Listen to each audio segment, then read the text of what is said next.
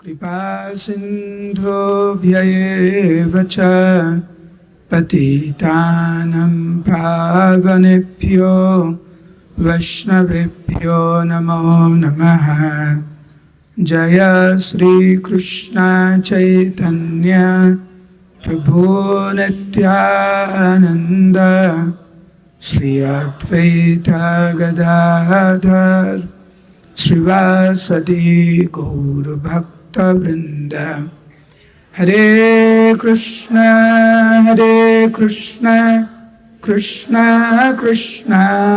हरे हरे, हरे राम राम राम हरे हरे। मूकं करोति वाचालं पंगुं लंघयते गिरिं यत्कृपातमहं वन्दे श्रीगुरुं दिनतारिणं परमानन्दमाधवं श्रीचैतन्यईश्वरं। नमो ओं विष्णुपदाय कृष्णपृष्ठाय भूतले श्रीमते जयपताका स्वामी नित्यनामिने। नमः आचार्यपादाय निताय कृपाप्रदायिने गौरकथा धामदाय नगरग्रामतारिणे। उपस्थित समस्त गौर भक्तवृंद श्री चरण कमले আমার সশ্রুত প্রণাম।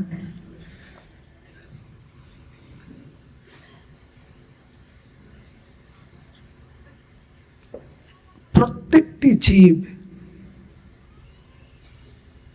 এই চিন্তায় মগ্ন যে জন্ম থেকে আমি কত সংগ্রাম করছি একটু ভালো থাকার জন্য, একটু নিরাপত্তা অনুভব করার জন্য, একটু ভালোবাসা অনুভব করার জন্য। প্রত্যেকটি জীবের হৃদয়ে কিন্তু একই বাসনা, আশ্রয় অনুভব করতে চাই, আমরা নিরাপত্তা অনুভব করতে চাই, ভালোবাসা দিতে চাই, ভালোবাসা পেতে চাই।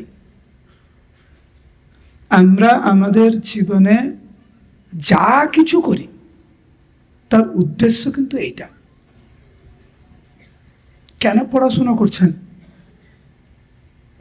কেন চাকরি করছেন, কেন ব্যবসা করছেন? শরীরটা সইছে না তা সত্ত্বেও সংগ্রাম কেন? কারণ যেই নিরাপত্তা আমি অন্বেষণ করছি সেটা এখনো পাই নাই, যেই ভালোবাসা আমি চাই সেটা এখনো পাইনি, যে আশ্রয় আমি খুঁজছি সেটা আমি পাইনি। সেই ভালোবাসা, সেই আশ্রয়, সেই নিরাপত্তা খুঁজতে খুঁজতে বলো হরি হরি বল। আবার পুনরপি জননম পুনরপি মরণম পুনরপি জননী জঠরে শয়নম। আবার জন্ম, আবার মাতৃ জঠরে প্রবেশ। জন্মের পরে সেই একই সংগ্রাম। কখনো মনে হয় না যে হে প্রভু, তুমি এইরকম কেন সৃষ্টি করেছ, যেখানে কোনো কিছুর নিরাপত্তা নেই, কোনো কিছুর নিশ্চয়তা নেই, না জীবনের, না আয়ুর, না স্বাস্থ্যের, না সম্পর্কের। ঘর থেকে যখন আমরা বেরোই নিশ্চিত রূপে আমরা বলতেও পারি না যে আমরা আবার ঘরে ফিরে আসবো আজকের। সেই নিশ্চয়তা না নিজেকে দিতে পারি না অন্যকে দিতে পারি। হে কৃষ্ণ, কেন তুমি এই জগৎ সৃষ্টি করলে এইভাবে? এই জগতের তুমি নাম দিয়েছ দুঃখালয়ম, মানে দুঃখের আলয়, এবং অশাশ্বতম মানে সবকিছু অনিত্য। আজকের আপনার শরীর ভালো, কালকের কিন্তু আপনার শরীর খারাপ হতে পারে। আজকের আপনার শরীর খারাপ, কালকের কিন্তু ভালো হতে পারে। কোনো কিছুর নিশ্চয়তা নেই। এবং খুব সাবধান, যদি আপনি মনে করেন আমি আছি, খুব ভালো আছি, কালকের খারাপ থাকার জন্য কিন্তু প্রস্তুত হয়ে যায়। আর যদি মনে করেন যে আমার পরিস্থিতি খুব জটিল, খুব খারাপ, চিন্তা করবেন না, কালকের আপনার সময় ভালো হবে। কারণ ভগবানের সৃষ্টির এইটি নিয়ম। সেই জন্য কৃষ্ণ গীতায় বলেন, সুখে দুঃখে সময়ে কৃত্বা লাভা লাভাও জয়া জয়াও। শান্ত থেকো, যখন জয় হবে এত মাতামাতি করো না, এত লাফালাফি করো না, কারণ পরাজয় কিন্তু সামনে দাঁড়িয়ে আছে। আর যারা পরাজয় হয়েছেন এত ভেঙে পড়ার কারণ নেই, কারণ জয় আপনাদের সামনে। আবার যখন জয় বা পরাজয় হবে তখন বেশি আনন্দে লাফালাফি করার দরকার নেই, আর পরাজয় হলে এত দুঃখেও ভেঙে পড়ার কোনো দরকার নেই। কারণ ভগবান এই জগৎকে ওইভাবে সৃষ্টি করেছেন। কেন করেছেন এরকম? কখনো মনে প্রশ্ন জাগে না? মাঝে মাঝে আকাশের দিকে তাকিয়ে হয়তো ভাবেন, হে কৃষ্ণ, তুমি কি সত্যিকারের আছো? যারা এরকম ভাবেন তাদের জন্য বলি,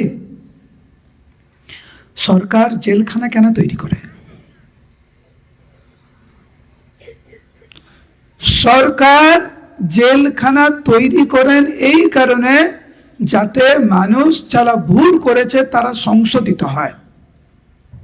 জেলখানা আরাম করার জায়গা নয়, জেলখানা সংশোধনের জায়গা।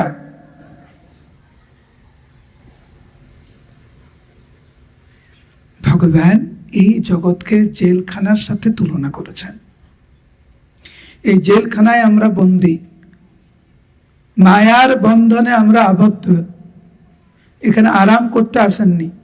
যারা ভাবছেন এখানে আরাম করতে এসেছেন সেই জন্য আরাম করব, চেষ্টা করুন না। কত লক্ষ কোটি জীবন ধরে চেষ্টা করেছেন, কত আরাম পেয়েছেন, এবং আরাম যতটুকু পেয়েছেন তার থেকে দুঃখ বেশি পেয়েছেন। এবং জীবনের একটি সময় আসবে আপনার কোনো শক্তি, কোনো প্রতিভা, কোনো সম্পদ এই শরীরটাকে যে আপনি ধরে রাখতে পারবেন সেই পর্যায়ে কিন্তু আপনি থাকবেন না। একটা সময় আসবে আপনি আপনার নামও বলতে পারবেন না। একটা সময় আসবে আপনি যদি হাতও তুলতে চান হাতও তুলতে পারবেন না। এটি হচ্ছে বিধির বিধান।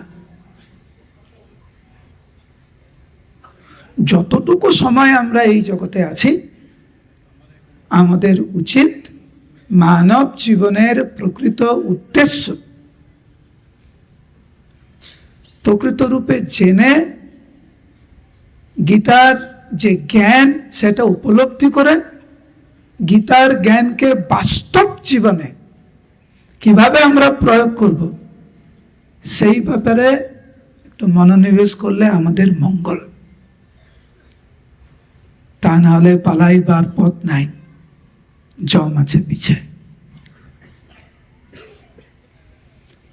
তা আমি গিরিরাজ প্রভুকে জিজ্ঞাসা করেছিলাম, আজকে জিজ্ঞাসা করেছিলাম যে কি বলবো ক্লাসে,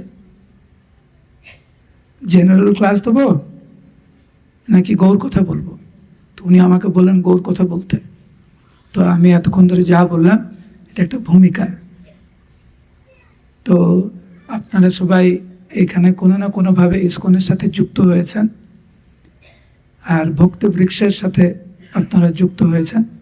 কারা কারা ইসকন এই বারাসাতের ভক্তি বৃক্ষ বা গিরিরাজ প্রভুর সাথে এই ভক্তি বৃক্ষের মাধ্যমে আপনারা কারা কারা যুক্ত আছেন একটু হাত তুলবেন। ওকে, একটু মন দিয়ে শুনবেন। মহাপ্রভুর এই লীলাটি অনেক বড়, কিন্তু আমি সাধারণত এই ক্লাসটি আমি 2-3 দিন একটা সেমিনার করে দিই এই ক্লাসটি, কিন্তু আজকে যেহেতু সময় কম সংক্ষিপ্ত আকারে বলার চেষ্টা করছি আমি।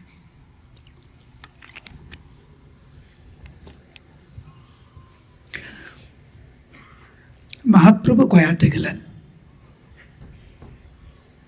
গয়াতে গিয়ে ঈশ্বর পরিপাদের থেকে উনি দীক্ষা প্রাপ্ত হলেন। দীক্ষা প্রাপ্ত হয়ে শ্রীমান মহাপ্রভু কৃষ্ণ প্রেমে পূর্ণরূপে পাগল হলেন।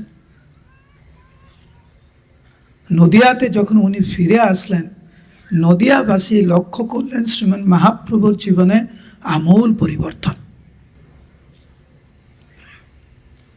আগের সেই মনোভাব আর নেই মহাপ্রভুর মধ্যে যে উনি বিশ্বের সর্বশ্রেষ্ঠতম পণ্ডিত। এখন বিনম্রতার মূর্ত বিগ্রহ নেই, সর্বক্ষণ হরিনাম নিয়ে উনি মগ্ন। বৈষ্ণবদেরকে দেখে, যিনি আগে তর্ক বিতর্ক করতেন, আজ তাদেরকে দেখে শ্রীমান মহাপ্রভু খুব সম্মান করেন, সেবা করেন। গৃহে প্রত্যেক দিন ভক্তদেরকে নিয়ে মহোৎসব শ্রীমান মহাপ্রভুর। মহাপ্রভু একদিন ভক্তদেরকে বললেন, মানব জীবন এত দুর্লভ, লব্ধ্বা সুদুর্লভম ইদং বহু সম্ভবান্তে। মানুষ জীবন এত দুর্লভ, কেন আমরা দিনে 7-8 ঘন্টা ঘুমিয়ে আমরা মানব জীবনকে নষ্ট করব কেন? চলো আজ থেকে শ্রীবাসের বাড়িতে সারা রাত ব্যাপী আমরা কীর্তন করব। সবাই উচ্চস্বরে বলুন হরে কৃষ্ণ। হচ্ছে না, ক্লাসের মাঝে মাঝে আমি হরে কৃষ্ণ বলবো, আপনারা উচ্চস্বরে বলবেন, তাহলে সজাগ থাকবেন। বলুন হরে কৃষ্ণ। বারাসাতবাসী আরো উচ্চস্বরে বলুন হরে কৃষ্ণ। হ্যাঁ, এরকম হরে কৃষ্ণ বলুন, ঠিক আছে? আরেকবার হরে কৃষ্ণ। মহাপ্রভুর আদেশ পেয়ে ভক্তরা আনন্দে মগ্ন হলেন। সারা রাত ব্যাপী মহাপ্রভু ভক্তদেরকে নিয়ে শ্রীবাস অঙ্গনে, শ্রীবাসের বাড়িতে নৃত্য গীত করতে লাগলেন। আমাদের সবার জীবনে কিছু শ্রেণীর ব্যক্তিদেরকে আমরা পাই, যারা শুধু আমাদের দোষ দেখে, নিরুৎসাহিত করে, ভালো কাজ করবে না নিরুৎসাহিত করবে না, সবসময় নিন্দাবন্ধ করবে, আমাদের ভালো দেখতে পারে না। কিছু কিছু লোক আছে ভালোও বলে না খারাপও বলে না, নিরপেক্ষ। আর কিছু কিছু ব্যক্তি ভগবান আমাদের জীবনে পাঠিয়ে দেন, সবসময় আমাদের পাশে থাকেন, আমাদেরকে উৎসাহিত করেন, এবং আমাদের যে বদ অভ্যাসগুলি রয়েছে, খারাপ গুণগুলি রয়েছে, সচেতনভাবে সেগুলোকে প্রাধান্য দেয় না। ঠিক যেরকম বাবা মা, আমাদের মধ্যে কত খারাপ গুণ রয়েছে, কিন্তু ভালোবাসার তরুণ সচেতনভাবে বাবা মার কাছে আমাদের খারাপ গুণগুলো বেশি গুরুত্বপূর্ণ নয়, আমাদেরকে উৎসাহ দিয়ে, প্রেরণা দিয়ে, ভালোবাসা দিয়ে, স্নেহ দিয়ে আমাদের বদ অভ্যাসগুলো কাটিয়ে দেন। তো এইরকম ব্যক্তি আমরা সবাই পাই। তো শ্রীমান মহাপ্রভু যখন নদিয়াবাসী ভক্তদেরকে নিয়ে যখন নৃত্যগীত করতে লাগলেন সারা রাত ব্যাপী, তখন কিছু কিছু মানুষ,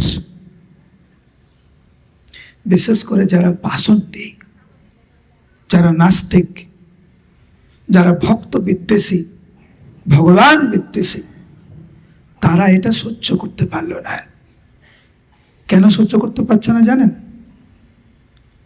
ওরা খুশি না, এরা কেন খুশি?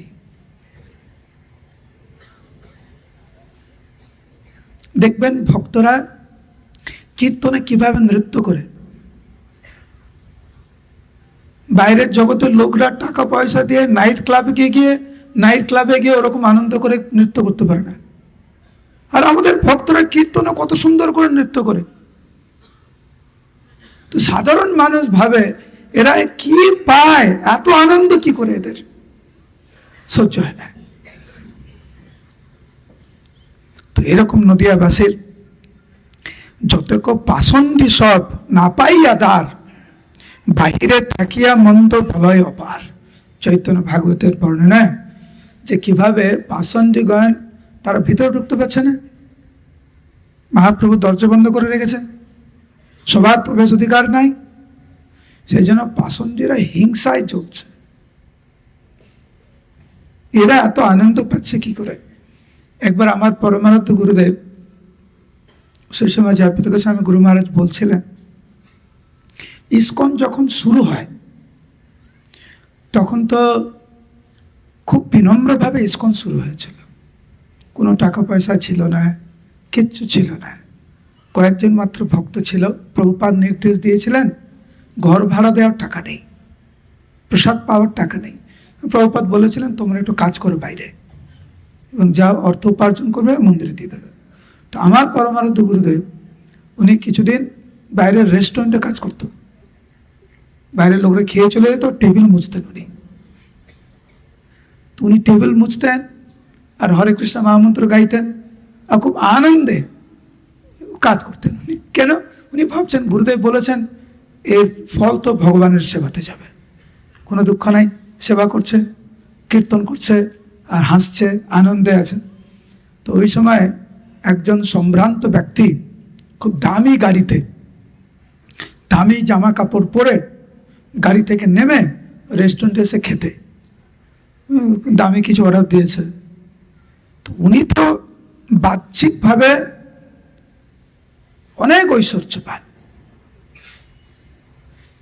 আর উনি দেখছেন যে গুরু মহারাজ কি করে একজন সাধারণ ড্রেস পরে টেবিল মুছছে আর মুচকি মুচকি হাসছে আর কীর্তন করছে। ওই লোকটা অবাক হয়ে গেছে। তো ওনাকে বলছেন আমার ঘর আছে, গাড়ি আছে, বাড়ি আছে, পরিবার আছে, টাকা পয়সা আছে, সব আছে, আমি খুশি না। তোমার কিছু নেই, তুমি একটা সাধারণ কর্মচারী, তুমি কেন এত খুশি? সহ্য করতে পারছে না, আমি খুশি না, তুমি কেন খুশি?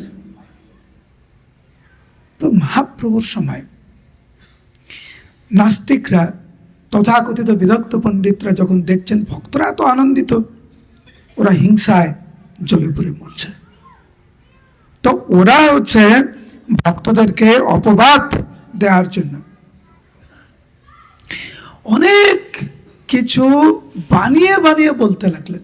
এদের দরজা বন্ধ, নিশ্চিত রূপের অবৈধ কাজকর্ম করছে, নিশ্চিত রূপে এরা হচ্ছে নেশাগ্রস্ত হচ্ছে, নিশ্চিত রূপে এখানে হচ্ছে কিছু মহিলাদের নিয়ে ভিতরে কিছু অবৈধ কাজকর্ম হচ্ছে। এদের মধ্যে বলাবলি করছে সবাই। ভক্তরা কিন্তু মহাপ্রভুকে নিয়ে কৃষ্ণ প্রেমে পাগল হয়ে নৃত্য গীত করছেন, আর পাষণ্ডীরা বাইরে বসে এরকম কিছু গুজব ছড়াচ্ছেন।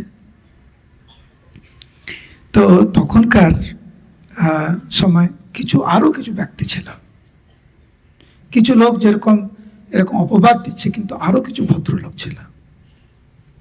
তারা তখন প্রতিবাদ করলেন তোমাদের এরকম কথা বলা ঠিক না, আমাদের কর্মদশায় আমাদের দুর্ভাগ্য যে মহাপ্রভুর সংকীর্তনে আমরা আন্দোলনে আমরা যোগদান করতে পারছি না, তোমরা এরকম অপবাদ দিও না।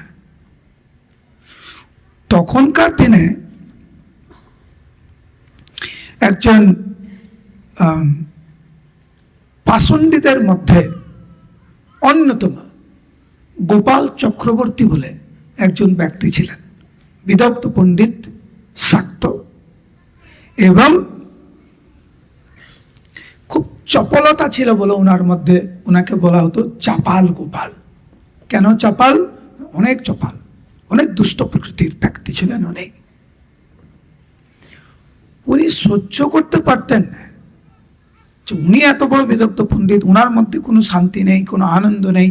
এই ভক্তরা ভাবুক হয়ে এত নৃত্য গীত করে, এত আনন্দ, এত সরল চিত্তে এরা জীবনযাপন করে কেন? সেই জন্য ভক্তদেরকে অপবাদ দেওয়ার জন্য, বিশেষ করে শ্রীবাস ঠাকুরকে নিন্দা করার জন্য উনি হচ্ছে রাত্রিবেলা যখন ভক্তরা যখন নৃত্য গীত করছিলেন মহাপ্রভুকে নিয়ে, সেই সময় চাপাল গোপাল একটি কলাপাতার উপরে জবা ফুল, হরিদ্রা, সিঁদুর, রক্তচন্দন, উরফুল, তন্ডুল আর মা ভবানীকে পূজা করার জন্য যা যা লাগে সেগুলো নিয়ে, আর মদের বোতল ঘরের সামনে এমন করে সাজিয়ে রেখে গেছে যে যে কেউ আসবে ভাববে শ্রীবাস ঠাকুরের কাজকর্ম হচ্ছে এইটা। ভিতরে ভক্ত ভাব দেখায়, কিন্তু আসল জিনিসটা হচ্ছে এইখানটায়। এইভাবে সাজিয়ে রেখে চাপাল গোপাল চলে গেছে। সকালে শ্রীবাস ঠাকুর কীর্তন শেষ হয়েছে, গঙ্গা স্নানে যাবেন, দরজা খুলেছেন, দরজা খুলে দেখেন মদের বোতল, মা ভবানীকে পুজো করার জন্য সমস্ত সামগ্রী। আমরা হলে কষ্ট পেতাম। শ্রীবাস ঠাকুর যখন দরজা খুলে দেখেন এই অবস্থা, উনি সমস্ত ভক্তদেরকে ডেকে নিয়ে এসেছেন এবং ডেকে নিয়ে বলছেন, হেসে হেসে বলছেন, হে ভক্তগণ, আপনারা ভাবেন আমি কৃষ্ণ ভক্ত, আপনারা ভাবেন আমি সৎ, আপনারা ভাবেন আমার জীবন খুব স্বচ্ছ, কিন্তু দেখুন আমার জীবন কেমন, এরকম মদের বোতল এইসব কিছু দেখছেন না, দেখুন আমি কত খারাপ। ভক্তরা তো জানেন শ্রীবাস ঠাকুর কেমন, মহাপ্রভু তো জানেন শ্রীবাস ঠাকুর কেমন, কিন্তু শ্রীবাস ঠাকুর কিন্তু কোনো প্রতিবাদ করেননি। জীবনে একটা বড় শিক্ষা, মন দিয়ে শুনবেন, সব কিছুর বিষয়ে প্রতিবাদ করতে নাই। কোন বিষয়ে প্রতিবাদ করবেন আর কোন বিষয়ে প্রতিবাদ করবেন না, বুঝে সুঝে প্রতিবাদ করুন। আপনি রাস্তা দিয়ে হেঁটে যাচ্ছেন, কেউ আপনাকে বলল তুমি ভালো না, এটা প্রতিবাদ করার কি আছে? এটা ঝগড়াঝাটি করার কি আছে? শান্ত থাকুন। ও আপনাকে বলছে ভালো না, সেই জন্য আপনি কি ভালো না? ইংরেজিতে একটা কথা আছে, চুজ ইউর ব্যাটল। কোন বিষয়ে আপনি যুদ্ধ করবেন সেটা সিদ্ধান্ত নেন। সব বিষয়ে যুদ্ধ করতে যাবেন না, আমাদের এত শক্তি নেই, এত আয়ু নেই, এত সামর্থ্যও নেই। কোন বিষয়ে যুদ্ধ করবেন? সবাইকে তো আপনি বোঝাতে পারবেন না, সবাইকে নিয়ন্ত্রণ করতে পারবেন না, সবাইকে পরিবর্তন করতে পারবেন না, নিজে পরিবর্তন হন। শ্রীবাস ঠাকুরের শিক্ষা হচ্ছে এইটা। এইখানে যারা বসে আছেন, সবাইকে আমি পরিবর্তন করতে পারবো না, নিজেকে তো পরিবর্তন করার চেষ্টা করতে পারি, নিজে তো ভালো হওয়ার চেষ্টা করতে পারি। শ্রীবাস ঠাকুর প্রতিবাদ করেননি, মহাপ্রভুকে বললেন, ভক্তদেরকে বললেন, হে প্রভু, হে ভক্তগণ, দেখছেন তো আমার স্বভাব কেমন। মহাপ্রভুর এই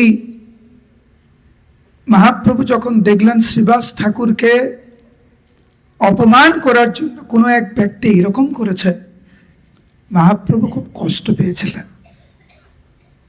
চৈতন্য চরিতামৃতে বর্ণনা, তবে সব শিষ্ট লোক করে হাহাকার, ওই কর্ম কে এমন দুরাচারী ব্যক্তি যে শ্রীবাস ঠাকুরের মতো একজন মহাভাগবতকে এইভাবে নিন্দামন্দ করে। আর গোপাল চক্রবর্তী ওইখানে উপস্থিত, যিনি করেছেন এই কাজটি, তিনি এসে সবার সামনে, মহাপ্রভুর সামনে চাপাল গোপাল শ্রীবাস ঠাকুরকে নিন্দা করে বলতে লাগলেন, ও এই বুঝি তোমার কৃষ্ণ ভজন, তোমরা ভিতরে ভক্তদের নিয়ে কি করো, এই মদের বোতল থেকে বুঝে যাচ্ছে। তোমরা যে ভিতরে কত অপকর্ম করো এখন বোঝা যাচ্ছে। যিনি সবকিছু করিয়েছেন তিনি এখন এসে মহাপ্রভুর সামনে শ্রীবাস ঠাকুরকে এইভাবে গালিমন্দ করলেন। মহাপ্রভু কিছু বলেননি, কিন্তু খুব দুঃখ পেয়েছেন। শ্রীবাস ঠাকুর দুঃখ পায়নি, কারণ শ্রীবাস ঠাকুরের কাছে কৃষ্ণ প্রেম, মহাপ্রভু আরো বেশি গুরুত্বপূর্ণ। ব্যক্তিগত কেউ আমাকে অপবাদ করছে, এটা বেশি গুরুত্বপূর্ণ না। কৃষ্ণকে ভালোবাসা আমার জন্য গুরুত্বপূর্ণ, সৎ পথে থাকা আমার জন্য গুরুত্বপূর্ণ। দু চারজন আমার নামে কে কি বললো সেটা গুরুত্বপূর্ণ নয়, কারণ ওই দিকে যদি আমি মন দেই, এই দিকে আমি মন দিতে পারবো না। শ্রীবাস ঠাকুর মহাপ্রভুর চরণে পূর্ণরূপে আত্মসমর্পণ করলেন, কিন্তু মহাপ্রভু অন্তর্যামী, সব বুঝলেন, সব দেখলেন, কষ্ট পেলেন, কিছু বললেন না। চাপাল গোপাল আনন্দিত চিত্তে ওনার গৃহে ফিরে গেলেন। ভাবলেন, আজকের বৈষ্ণব সমাজকে আমি দেখিয়ে দিয়েছি আমি কে। জনসাধারণ এখন বুঝতে পারলো যে বৈষ্ণব সমাজ ভালো না।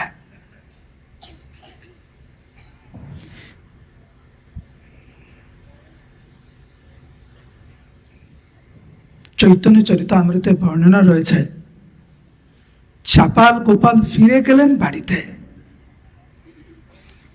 3 দিন বই সেই গোপাল চাপাল, সর্বাঙ্গে হইল কুষ্ঠ বহে রক্তধার, সর্বাঙ্গে বিড়িল কীটে কাটে নিরন্তর, অসহ্য বেদনা দুঃখ জ্বলয়ে অন্তর। চৈতন্য চরিতামৃতের কথা এটা। 3 দিনের মধ্যে কুষ্ঠ রোগে চাপাল গোপালের শরীরটা পুরো পচে গেছে, একদম কীট কিলবিল করছে ওখানে, সারা শরীরে পা থেকে মাথা পর্যন্ত পুরো পচে গেছে। অসহ্য যন্ত্রণায় সে কষ্ট ভোগ করছে 3 দিনের মাথায়। সবাই বলুন হরে কৃষ্ণ। আর একটু উচ্চস্বরে।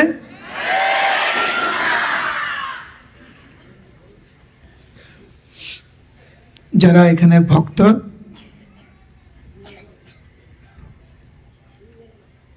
একটু নিজেকে প্রশ্ন করবেন, কোনোদিন কোনো বৈষ্ণবের নিন্দা করেছেন?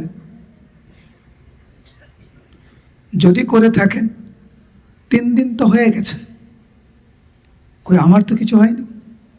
খবরদার, এরকম ভাবার কোনো স্থান নেই। কারণ এইখানে কখনো 3 বছর, কখনো 3 মাস, কখনো 3 পক্ষ, কখনো 3 দিন। ভগবান কখন কাকে কিভাবে উনি সংশোধন করবেন সেটা কিন্তু আমাদের নিয়ন্ত্রণের মধ্যে নাই। তো এইখানে চাপাল গোপাল কি অবস্থা হলো ওনার।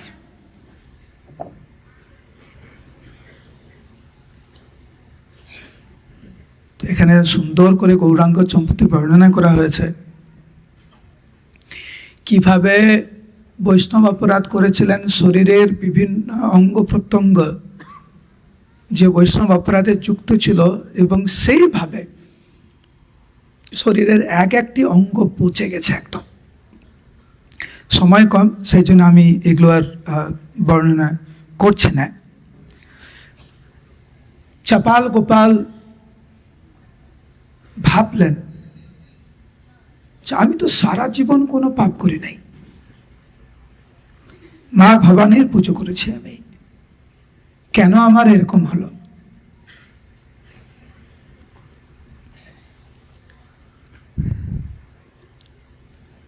আপনার পাশে কখন কে থাকে একটু ভেবেছেন? যখন যৌবন থাকে, যখন প্রভাব থাকে, অর্থবল থাকে, জনবল থাকে, আপনি তাদের জন্য কিছু করতে পারবেন, ওই সময় কিন্তু অনেক লোককে পাবেন, আপনি অনেক লোককে পাবেন না। বন্ধু অভাব নেই, আত্মীয় স্বজনের অভাব নেই। কেন? কারণ আপনার অর্থবল অনেক বেশি, আপনার প্রভাবশালী ব্যক্তি, আপনি কিছু করতে পারবেন ওদের জন্য। সেই জন্য ওদের স্বার্থের জন্য আপনার শুভাকাঙ্ক্ষী, আপনার বন্ধু বান্ধব, আত্মীয় স্বজন অনেক। কিন্তু যখন আপনার কোনো প্রভাব থাকবে না, যৌবন থাকবে না, অর্থনৈতিক প্রভাব থাকবে না, কয়জন আপনি পাবেন আপনার পাশে? খুব কম। নিজের পরিবার পরিজনকেও পাবেন না, এইটি বাস্তব কথা। তখন আপনার মনে হবে যাদের জন্য সারা জীবন আমি উৎসর্গ করেছি, আজ তাদের কাছে আমি একটা বোঝা স্বরূপ। আর যাদের জন্য আপনি করেছেন তারা কিন্তু আপনার মুখের উপরে বলে দেবে।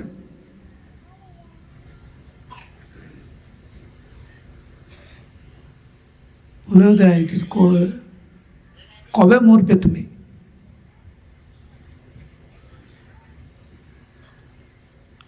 অনেকে মুখ ফুটিয়ে বলে দেয়, অনেকে মুখ ফুটিয়ে বলে না, কিন্তু আচরণের মাধ্যমে খুব পরিষ্কার করবে।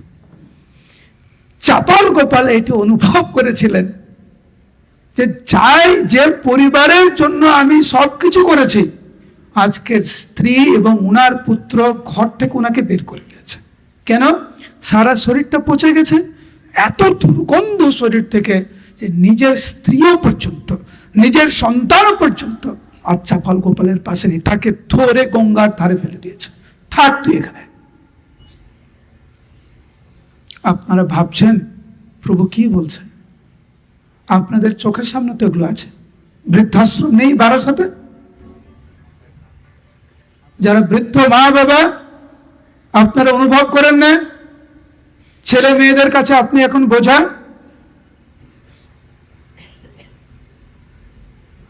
যেই সময় ভগবানের নাম করা উচিত ছিল, সৎসঙ্গে থাকা উচিত ছিল, শ্রীমদ্ ভাগবতের আশ্রয় নেওয়া উচিত ছিল, তখন তথাকথিত প্রভাব, তথাকথিত ঐশ্বর্য, তথাকথিত যৌবনের অহংকারে আমরা ভগবত ভক্তি থেকে নিজেকে গুটিয়ে নিয়েছিলাম। এখন না শরীরে বল আছে, না কেউ আছে আমার পাশে, এখন আমি ভক্ত হতে চাই। এই দুর্ভাগ্য যেন আমাদের কপালে না জুটে। কখন ভক্ত হবেন? এখন ভক্ত হবেন। কেন? কারণ হচ্ছে আমাদের জীবনে আর কতটুকু সময় আছে আমরা কেউ জানি না।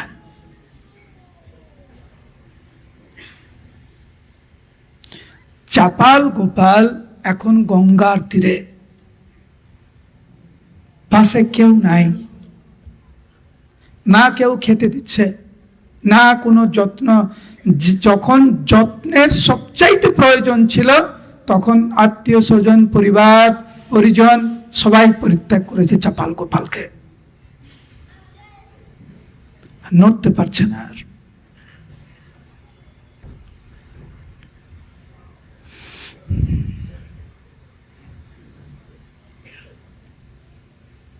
মা ভবানী, মা পার্বতী দেবীকে চাপাল গোপাল অনেক প্রার্থনা করেছিলেন যে তুমি আমাকে রক্ষা করো। কোনো উত্তর পেলেন না। দেবাদিদেব মহাদেব উনার চরণে আত্মসমর্পণ করে চাপাল গোপাল বললেন, হে প্রভু, তুমি দয়া করে আমাকে কাশীতে নিয়ে চলো। কাশীতে আমি দেহত্যাগ করতে চাই তোমার স্থানে।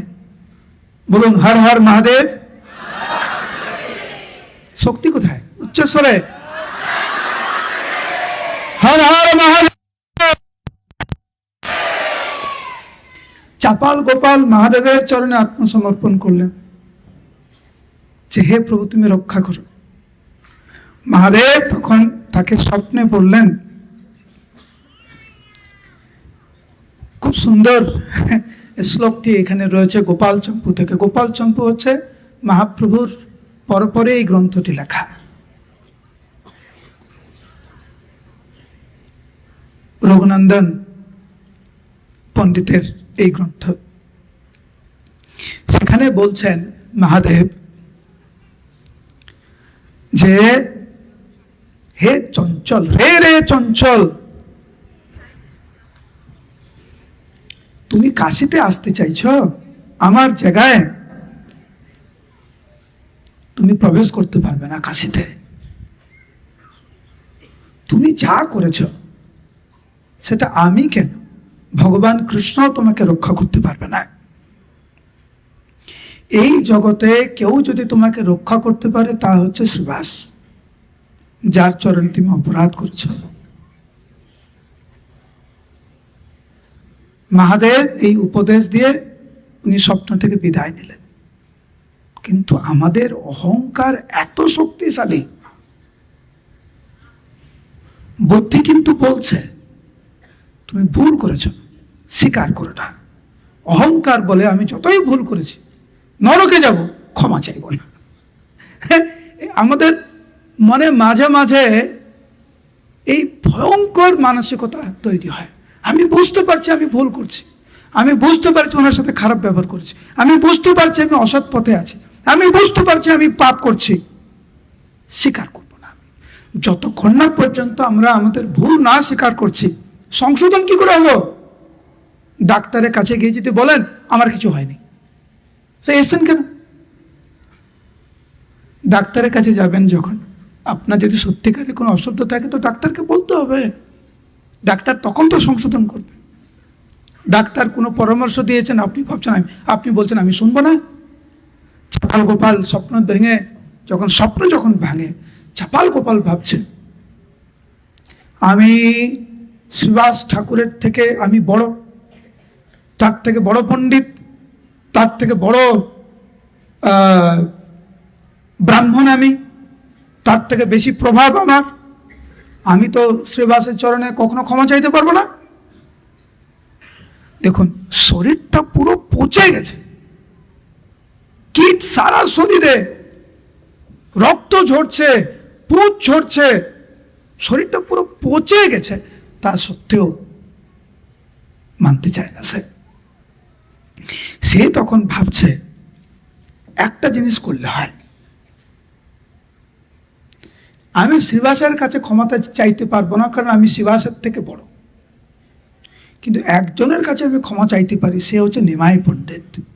নিমাই পণ্ডিত আমার থেকে বয়সও কম হতে পারে, কিন্তু বিদ্যা, বুদ্ধি, প্রভাবে আমার মতো সমতুল্য, সেই জন্য বিশ্বম্ভরের কাছে আমি ক্ষমা চাইতে পারি। পরের দিন মহাপ্রভু গঙ্গা স্নানে যাচ্ছেন, কোনো কারণে মহাপ্রভু ওনার পাশ দিয়েই যাচ্ছেন। শ্রীমান মহাপ্রভুকে দেখে চাপাল গোপাল ক্রন্দন করতে লাগলেন যে হে প্রভু, তুমি দয়া করে আমাকে ক্ষমা করো, আমার বড় ভুল হয়ে গেছে। আমি শুনেছি আপনি নাকি ভগবান স্বয়ং, তো ভগবান তো সবাইকে কৃপা করেন, তুমি জগন্নাথ, তুমি জগতের নাথ, তুমি না, তোমার নাম হচ্ছে বিশ্বম্ভর, আমিও এই বিশ্বের একজন বাসিন্দা, তুমি দয়া করে তুমি আমাকে ক্ষমা করো। তুমি মহাপ্রভু উত্তর দিলেন যে হে নষ্ট বুদ্ধি চাপাল গোপাল, তুমি যে দুঃখ কষ্টে এখন কাতর হয়েছ, এইটা তো কিচ্ছু না। তুমি এইভাবে কোটি কোটি যুগ তুমি নরকে তুমি কষ্ট পাবে, আমি তো তোমাকে উদ্ধার করতে পারবো না। তখন চাপাল গোপাল মহাপ্রভুর কাছে অনেক আবেদন করেন। আমি এখন লীলাটি অনেক সংক্ষিপ্ত আকারে এখন বলবো, কারণ সময় এখন অনেক সময়টা ঘনিয়ে আসছে সময়।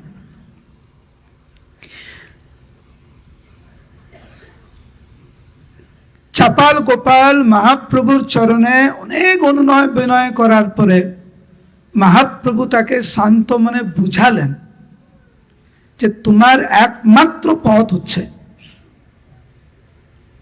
চাপাল গোপালের চরণে আত্মসমর্পণ করা, আর কোনো উপায় নাই। চাপাল গোপাল তখন ভাবলেন মহাদেব আমাকে একই কথা বলেছে স্বপ্নে, এখন মহাপ্রভু একই কথা বলছে,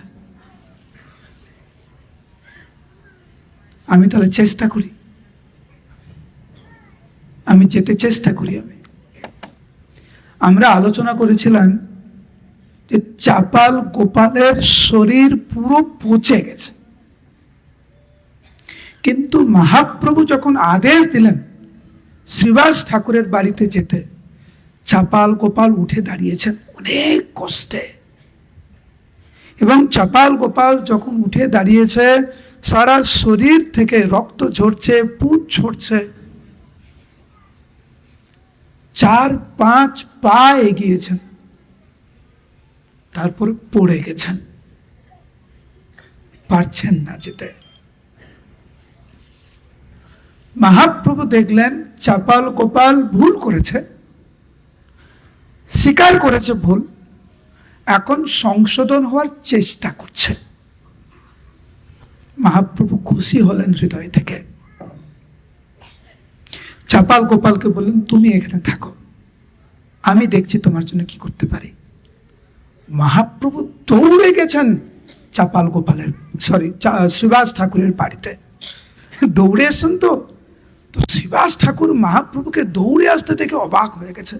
মহাপ্রভু চরণ কমলে পূর্ণরূপে আত্মসমর্পণ করে শ্রীবাস ঠাকুর বলছেন, হে প্রভু, আপনি দৌড়ে দৌড়ে কোথা থেকে আসছেন? মহাপ্রভুর চোখে জল। শ্রীবাস ঠাকুর এটা মানতে পারেননি যে উনার প্রভুর চোখে কেন জল। যে হে প্রভু, আপনি আমাকে একবার বলুন, কি করতে পারি আমি আপনার জন্য? আপনার চোখে জল আমার সহ্য হবে না। মহাপ্রভু চাপাল গোপালের পরিস্থিতির কথা বললেন, কিভাবে শ্রীবাস ঠাকুরের চরণ কমলে অপরাধের ফলে 3 দিনের মাথায় তার কুষ্ঠ হয়ে সারা শরীরটা পুরো পচে গেছে।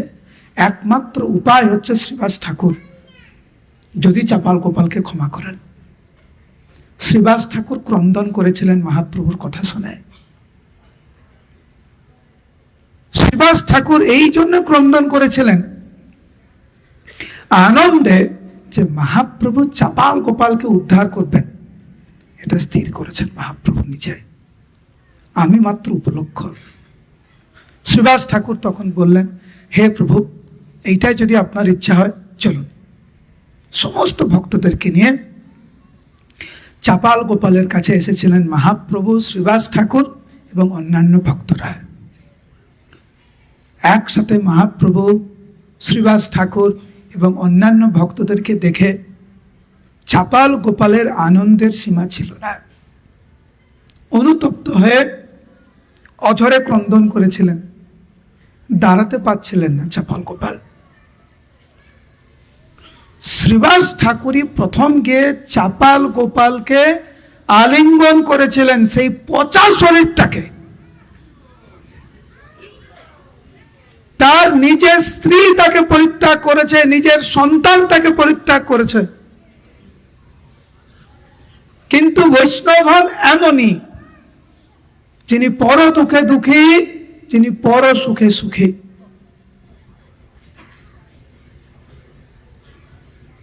শ্রীবাস ঠাকুর যখন চাপাল গোপালকে আলিঙ্গন করলেন, হৃদয় থেকে যখন ভগবানের কাছে প্রার্থনা করলেন চাপাল গোপালের জন্য, চাপাল গোপাল তৎক্ষণাৎ সমস্ত অপরাধ থেকে মুক্ত হয়ে তার আগের শরীর, আগের থেকে আরো ভালো শরীর, দিব্য শরীর তিনি প্রাপ্ত হলেন। মহাপ্রভু চাপাল গোপালকে আলিঙ্গন করেছিলেন, তাকে ক্ষমা করেছিলেন। মহান ভক্ত হয়েছিলেন চাপাল গোপাল। মহাপ্রভু চাপাল গোপালের মাধ্যমে আমাদেরকে শিক্ষা দিয়েছেন, বৈষ্ণব সমাজে নিন্দার কোনো স্থান নেই, বৈষ্ণব অপরাধের কোনো স্থান নেই, না আছে কোনো অহংকারের কোনো স্থান। ভগবানের আশীর্বাদে আমরা যা পেয়েছি তা যেন অত্যন্ত বিনম্র চিত্তে আমরা ভগবানের সেবায় যেন আমরা নিয়োজিত করি। এই জগতে অহংকার করার মতো কিছু নেই আমাদের। বৈষ্ণবদেরকে কিভাবে সম্মান করতে হয়, সম্মান না করলে কি হয়, মহাপ্রভুর কৃপার মাধ্যমে আমরা এটা শিখলাম যে যদি আমরা জীবনে ভুল করি কিভাবে নিজেকে সংশোধন করতে হয়, তা এই সুন্দর চাপাল গোপালের লীলার মাধ্যমে আমরা বুঝতে পারি। এই জগতে কেউ কারুর না, এই জগতের সম্পর্ক অনেক অত্যন্ত নগণ্য এবং অনিত্য। শ্রীল প্রভুপাদ বর্ণনা করেছেন, সমুদ্রের ফেনা যেন ক্ষণে সৃষ্টি ক্ষণে লয়। সমুদ্রের ফেনা হয় না, এই আছে এই নেই। আমাদের সম্পর্কগুলো ওইরকম, এই আছে এই নেই। যেই সম্পর্কের কোনো নিশ্চয়তা নেই, তা নিয়ে এত মাতামাতি, তাও ভগবানকে ভুলে। ভগবানের সাথে আমাদের নিত্য সম্পর্ক, সেইটা ভুলে এই জগতের অনিত্য সম্পর্কের পিছনে এত দৌড়াদৌড়ি। মহাপ্রভু আমাদেরকে শিখালেন যে কিভাবে গৃহস্থ আশ্রমে থেকেও কিভাবে কৃষ্ণকে পাওয়া যায়। শ্রীবাস ঠাকুর তার জ্বলন্ত দৃষ্টান্ত। শ্রীবাস ঠাকুর তো গৃহস্থ ভক্ত ছিলেন, মহাপ্রভুর বেশিরভাগ পার্শ্বদই গৃহস্থ ছিলেন। আপনারা যারা এখানে বসে আছেন বেশিরভাগ সবাই গৃহস্থ। কে বলেছে আপনাদেরকে ভগবানকে পেতে গেলে ব্রহ্মচারী হতে হবে, ভগবানকে পেতে গেলে সন্ন্যাসী হতে হবে, ভগবানকে পেতে গেলে গৃহস্থ হতে হবে, ভগবানকে পেতে গেলে বানপ্রস্থ হতে হবে? কে বলেছে? যে কোনো বর্ণে, যে কোনো আশ্রমে ওই একান্তিকতার সহিত যিনি কৃষ্ণ ভজন করবেন তিনি ভগবানকে পাবেন, কোনো বাদ বিচার নাই। এইটি হচ্ছে মহাপ্রভুর আন্দোলন। যিনি ওই একান্তিকতার সহিত নামের আশ্রয় গ্রহণ করবেন তিনি ভগবত ধামে ফিরে যাবেন। কৃষ্ণ প্রেম, কৃষ্ণ ভক্ত হওয়া, ভগবত ধামে ফিরে যাওয়া, এটি নির্দিষ্ট একটি বর্ণ বা নির্দিষ্ট একটা আশ্রমের জন্য নয়। জগন্নাথ হচ্ছেন সবার জগন্নাথ, সবার ভগবান উনি, আবার বৃদ্ধবনিতা, সবার জন্য। তো আমাদের যে এই গিরিরাজ প্রভু, গিরিরাজ কৃপা প্রভু, এই যে বারাসাতে যে ভক্তি বৃক্ষ করছেন উনি, তো সবার জন্য। উনি কোনো নিয়ম করে দিয়েছে নাকি? ধনী হলেই আসা যাবে, এই বয়সের মধ্যে আসা যাবে, দরিদ্র হলে আসা যাবে না, এরকমটা না। সবার জন্য কৃষ্ণ ভক্তি, সবার জন্য। এটি হচ্ছে ভক্তবৃক্ষ, এইটি হচ্ছে শ্রীল প্রভুপাদের শিক্ষা, যা হচ্ছে শ্রীমদ মহাপ্রভুর মানে ভাব। সারা বিশ্বে শ্রীল প্রভুপাদ উনি প্রচার প্রসার করেছেন। আপনারা তো অবাক হবেন যে প্রভুপাদের আশীর্বাদে আজ বিশ্বের এমন কোনো জায়গা নেই যেখানে কৃষ্ণ ভক্তি প্রচার হচ্ছে না। এমন কোনো ভাষা নেই যেই ভাষায় প্রভুপাদের গ্রন্থ প্রকাশ হয়নি, অনুবাদ হয়নি। যেই সমস্ত স্থানে রথযাত্রা হচ্ছে, এখানে আমরা বারাসাতে বসে কল্পনা করতে পারি না।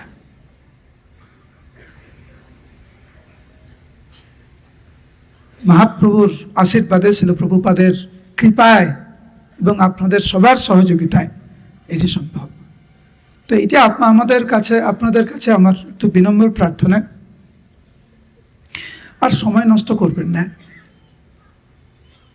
অনেক হয়েছে। কতদিন মায়ার দাসত্ব করবেন? কত জীবন ধরে ইন্দ্রিয়দের দাসত্ব করবেন? মায়ার দাসত্ব ছেড়ে এখন ভগবানের সেবায় যুক্ত হন, ভালো থাকবেন। তা না হলে জীবনে কেবল হতাশা, আর কিছু নাই। আবার আপনাদেরকে অনেক অনেক ধন্যবাদ, কৃতজ্ঞতা জানাচ্ছি। আর গিরিরাজ কৃপাপ্রভুকেও কৃতজ্ঞতা জানাচ্ছি, এবং যে সমস্ত ভক্তরা ওনার সাথে রয়েছেন, ওনাকে সাহায্য করছেন এত সুন্দরভাবে অনুষ্ঠান করার জন্য, আপনাদের সবার কাছে আমার কৃতজ্ঞতা আর আমার প্রণাম রইল। হরে কৃষ্ণ।